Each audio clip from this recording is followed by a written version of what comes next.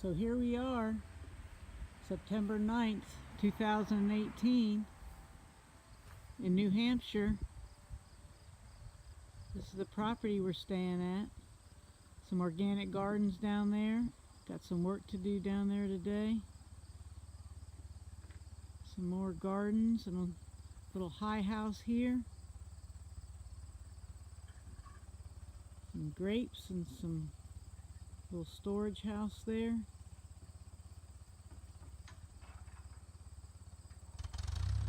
Gonna make some wine out of those grapes.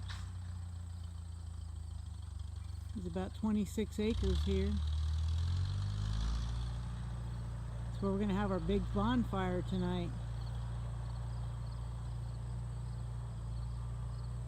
Xander's birthday, 2 years old. Mr. Zan man. This is our RV. That's the barn.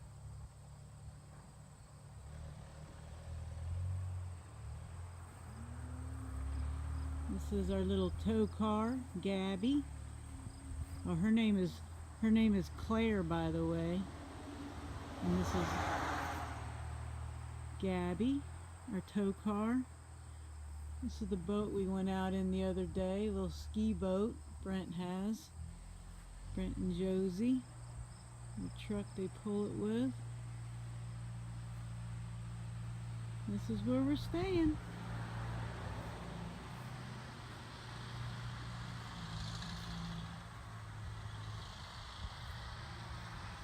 There's Aaron on the tractor doing some mowing. The proprietor of these gorgeous organic gardens. Pulled every weed in that high house yesterday. Took down some peas that had some aphid problems on them and did some work in there yesterday. That's about it. Here we go, where all the action happens. Well, what have we got going on in here? So, for those of you who haven't seen us before, I'm Teresa, and behind the camera is Laurie. Say hi, Laurie. Hi, Laurie. And we are the Nomad Vegan Warriors, traveling full-time in our RV with our cat Twig and living a raw vegan lifestyle. So Laurie just showed you the beautiful property where we're staying with our friends from the Woodstock Fruit Festival that we met there. And today is a very exciting day. This is September 9th, 2018, and today is Xander's second birthday. Somehow we just ended up being here today. So there is going to be festivities later. His mama Josie has made a raw vegan cheesecake, a raw vegan carrot cake, and I am going to make the world famous raw vegan, I don't know how to say the word, Ganache Pie. I'm probably saying it wrong. I'm brutalizing it. But anyway, it's a very simple yet extremely delectable dessert. It's a little out of the range of our 80-10-10 strict stuff, but we're going out on a limb because this is a special occasion.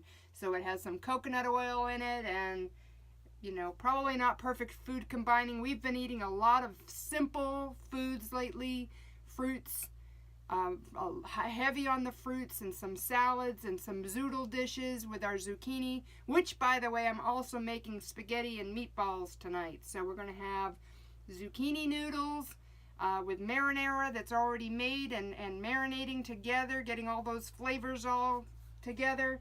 And we're going to make some raw vegan meatballs. Brent, our friend here, the daddy of Xander, loved our burgers the other day. So we're going to make them in the form of meatballs today and put them on the spaghetti. So on to the Ganache Pie. I want to show you that we're in this small space, but I've got my dehydrator here. We've soaked and dehydrated these wonderful pecans for this recipe. that was already done. They were soaked overnight and dehydrated for 12 or 14 hours. And oh my God. Are they good? So, we're going to start this recipe. Teresa and Laurie, Nomad Vegan Warriors. We are empowering you for health. So you can change your diet, your lifestyle, have more energy than you dreamed possible, regardless of where you're living. If you live minimally, if you have a big home. We're going to do 1.5 cups of these wonderful pecans that I've soaked and dehydrated. Did you try these yet, Laurie? I think you gave me one yesterday, and they are delicious. We had it on our ice cream last night. On our banana ice cream that I made with a secret ingredient. We had a little bit of leftover durian. Whoop, whoop. Okay. What is durian? If you stay raw long enough and you experiment with different fruits, you'll be learning about durian. Okay, so in here, I'm making the crust of the ganache pie. I put in 1.5 cups of pecan. And now my sweetener is going to be this delicious maple syrup. Now, technically speaking, maple syrup is not entirely raw. They do process it at about 180 degrees. But, you know, everybody has to have a little bit of wiggle room. Alright, so 2 tablespoons of the maple syrup goes in that. And now we're going to put in 1/2 teaspoon of cinnamon.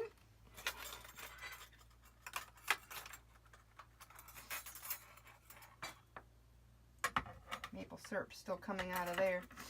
Okay, 1/2 teaspoon cinnamon. And then optional is a pinch of salt. And I do find with sweet dishes, and we're not using a lot of salt anymore. We're using mostly coconut aminos. But I do find that with sweet dishes, the tiniest bit of a little bit of salt really makes the dish pop. And I mean tiny. Did you see how little bit I just put that in? Just a pinch. Just a pinch of salt will make the ingredients really kind of pop together. So, now, here's my lid. And we're just going to pulse this.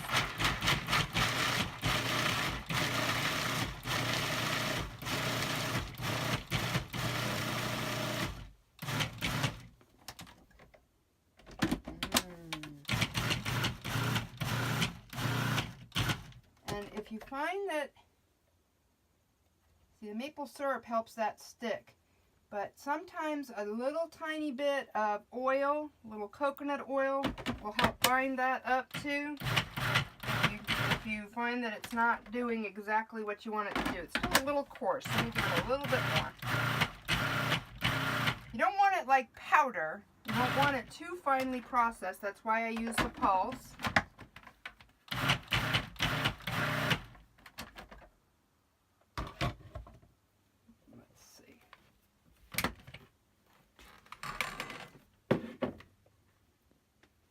That's about good.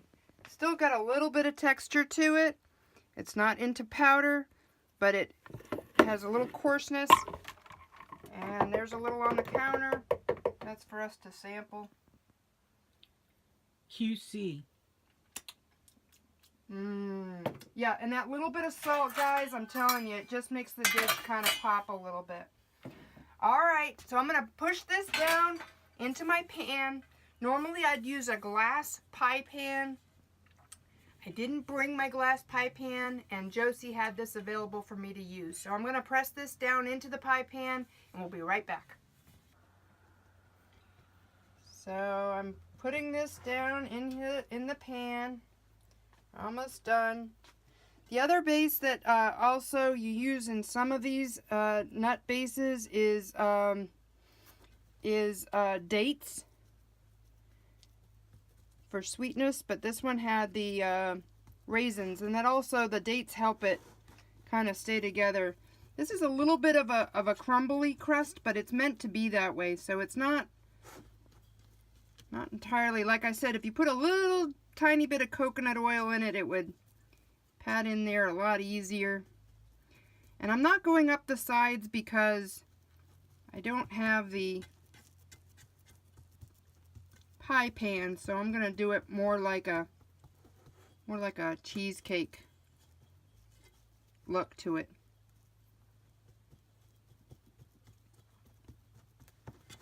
Okay, now to set this, you can either put it in the refrigerator or the freezer.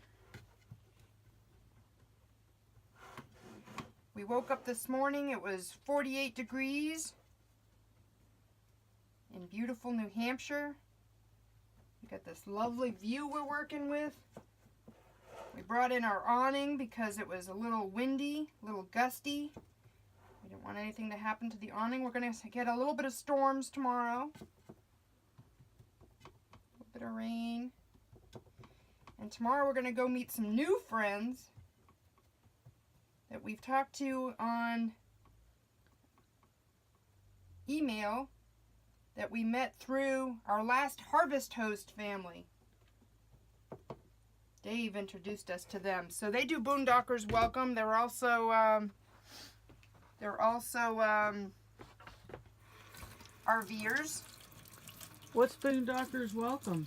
That's where we meet people who are also RVers and stay at locations. They offer up their homes for you to camp at, and then they can stay at other people's homes that offer their homes. So, and if you don't have a home that you can offer, like we don't, then we just pay a bigger fee. Woo-woo, I think it's like $30 a year. And we get to go meet these wonderful people and have experiences staying at their residence or their place of business in places around the country. All right, now we are going to make the inside, the chocolate goodness of the ganache pie. And to start that, we're going to use our cashews that have been soaking. Yummo. These have been soaking a good long time. Whoops.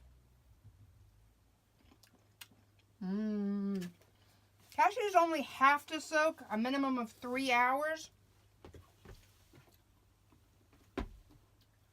But the longer you soak them, the more you get out some of the ingredients that the plant makes, so that it protects the plant against being eaten. What are they called, Laura? Phytates. Phytates. So we soak out those phytates. And in a perfect world, I'd be rinsing these, but they're fine. I just tasted them. They're wonderful. So we're going to use 1.5 cups of cashews.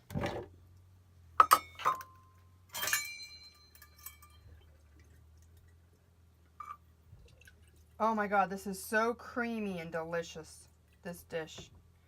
We don't make it very often. It's a splurge, but it's Xander's birthday. He's going to be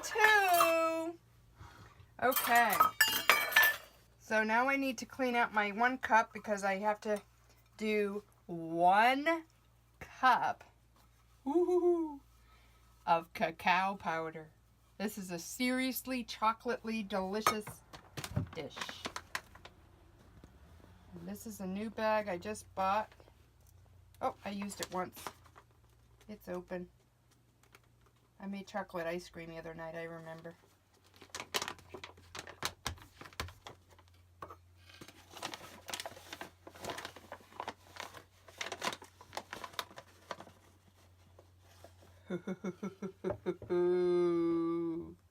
Chocolate. Chocolate. And we're going to use 3/4 of a cup of good water. Let's move this out of the way.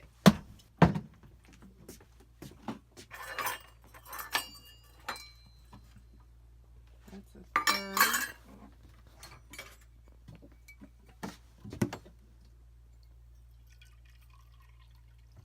This is our water we get from the grocery store. It's filtered and reverse osmosis. And we fill it up in our 5-gallon jug that we have on the floor. And then Laurie fills it into this 2.5-er so that I can handle it. And it's got a nice little spigot on it. So that makes working with good drinking water nice and easy. Okay, so now the recipe says to use a 1/2 cup of agave. So I really don't, to make it truly vegan, we don't use honey. And I'm not a fan of agave. So it says, or your choice of sweetener. Your options now are coconut, what's it called, Laura? Coconut syrup. Coconut. It's kind of like a molasses. Yeah, it's a thick sweetener made from coconuts. But in this case, I'm just going to use the maple syrup. So it calls for a 1/2 cup of your sweetener of choice plus 2 tablespoons of maple syrup. So I'm going to do a 1/2 cup plus 2 tablespoons of the maple syrup. The sweet goodness of maple syrup. It's all about the maple syrup up here in New Hampshire, isn't it, Oh, Trish? yeah. Oh, we got some maple syrup at the farmer's market yesterday. Oh, now she's going to really tell on us now. Yeah, I'm telling. So this guy at the farmer's market gets it or makes it, I think. He gets the syrup and then makes the... He gets the syrup and then he ages the syrup in bourbon barrels. No alcohol in it, but it is flavored with bourbon, and I tell you, it was yummy. We had it on our ice cream last night. This is not that maple syrup. This is just good old-fashioned maple syrup. He says there's no alcohol in the syrup because it's cooked out, but it sure has a flavor. I forgot my vanilla extract when I took out my ingredients. Right there in the cupboard. Here we go. And I need a 1/2 tablespoon and I'm just going to estimate it. 1/2 tablespoon of vanilla. And that pinch of salt again. And we are going to do that pinch of salt because like I said, these sweet dishes, you put that little tiny pinch of salt in and it makes the dish. So, and I'm not going to be like Rachel Ray and throw it over my head, over my shoulder, because I live in an RV and I don't want to put it on the floor. Mm-hmm. She has people to clean up after her, but you would have to clean that up yourself, right? I would have to clean that up myself. And what have I forgotten here? Oh, the coconut oil. How did I miss that? Oh, because I did the sweetener and the maple syrup together. So this is the part that gets a little delectable here, folks. There's a 1/2 cup of coconut oil in here, but it makes this dish so creamy.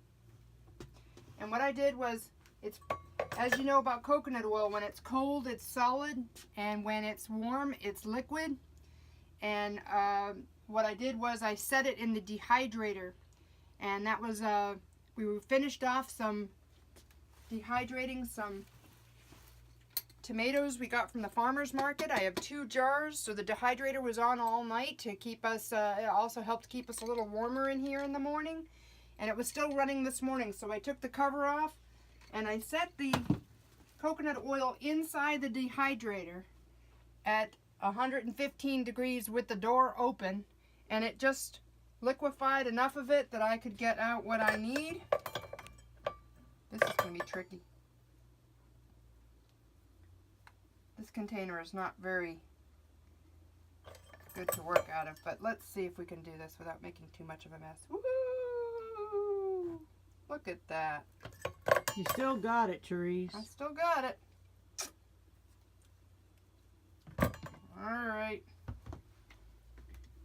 So, coconut oil is in. And I think that's it. I think we've got everything.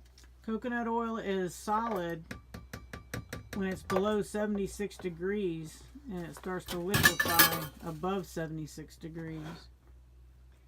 Alright, now I want to make a lot of noise and whip this up. And we'll come right back when we put it in the pan. Bye. Bye. Okay. We've got some creamy, chocolate, silky deliciousness here. And it goes. Hoo hoo hoo hoo hoo hoo hoo. Now when this sets up, you set it up in the fridge. It turns into slices of silken chocolate creaminess that can hardly be described. How long do you let it sit in the fridge?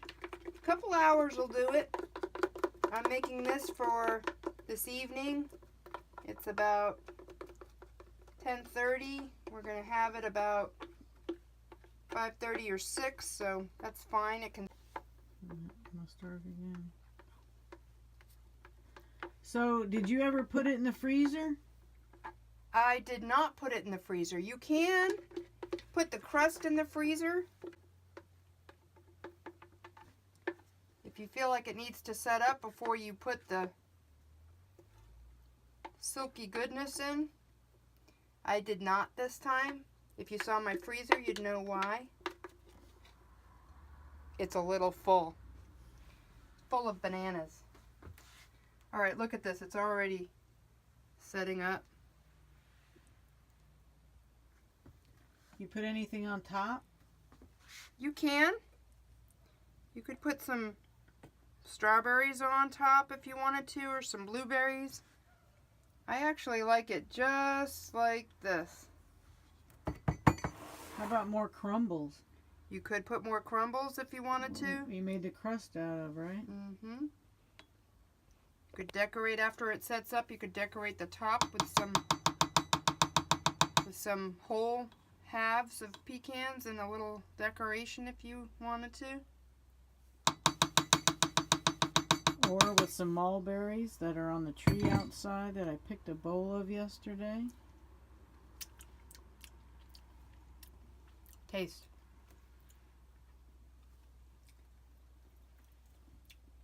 Yum.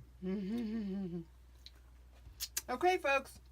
It's time for some cleanup.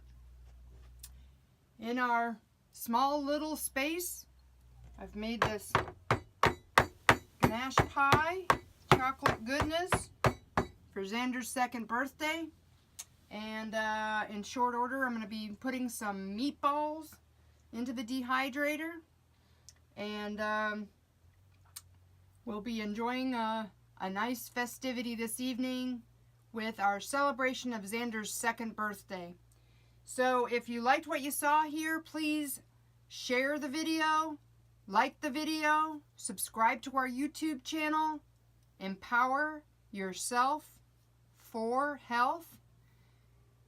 Like, share, subscribe, and comment below. See you later. Bye.